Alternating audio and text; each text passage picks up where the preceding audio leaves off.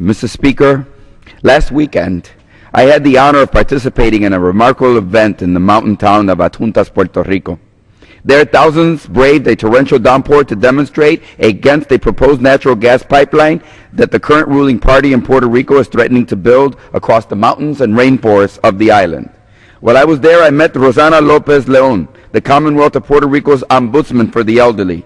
As ombudswoman, she has the unusual latitude for a public servant in the current government to speak the truth about what she hears and sees from senior citizens across the island. Her term is 14 years, longer than that of the governors, and the money her office comes mainly from the federal government, from the Older Americans Act. So she is uncorruptible, unassailable, and thank God, untouchable.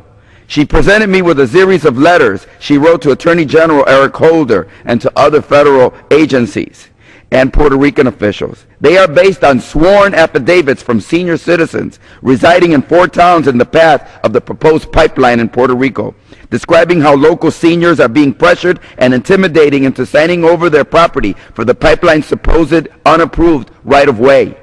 Mrs. Lopez de Leon believes that, quote, repetitive violations of the Older Americans Act have become a danger to the lives, health, property rights of the elderly population of Puerto Rico.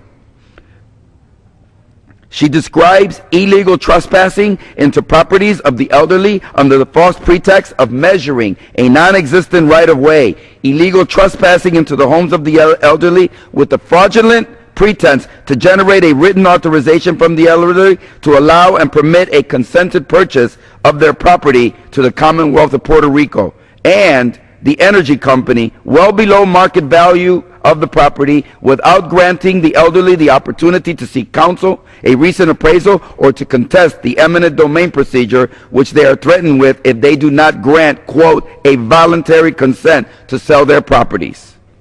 These 41 affidavits are from 4 towns on the route of the proposed gas line, Adjuntas, Peñuelas, Utuado, and Toa Baja. And I would like to first talk about one of them, because I will read some short translations from some chilling stories that we have gathered here.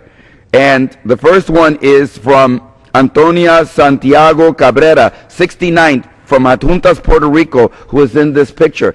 By the way, she was born in this home 69 years ago.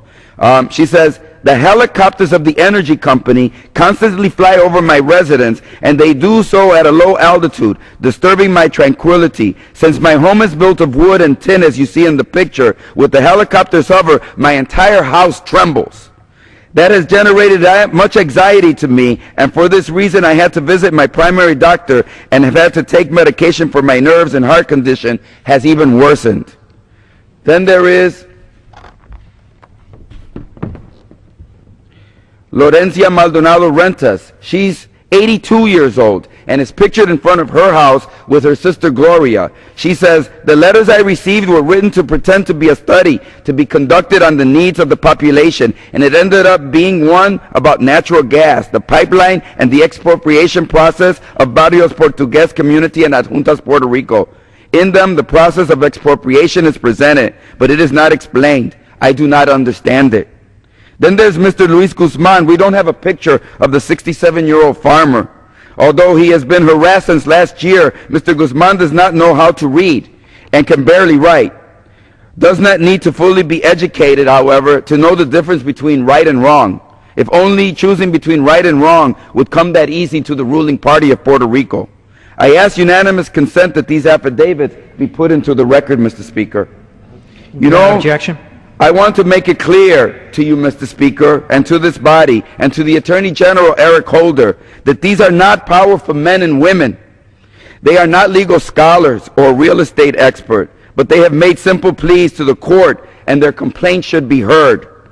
They are worried that they will lose their homes. They will lose their crops, which sustain them, because of the laws and legal maneuvers they do not understand. They are U.S. citizens and need our help.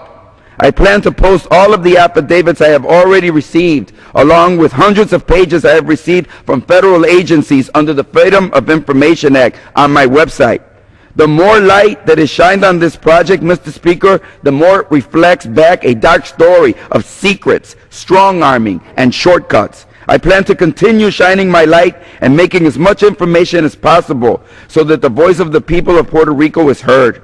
Mr. Speaker, I ask that the affidavits presented in court in Puerto Rico from 18 senior citizens in Toa Baja, 10 senior citizens in Adjuntas, 4 senior citizens in Peñuelas, and 9 senior citizens in Utuado, along with the correspondence from the Puerto Rico office of the Ombudsman, a office funded by the federal government, an official 14-year standing agency of the government of Puerto Rico, be entered officially into the record. Without objection, the gentleman's time has expired. Thank you.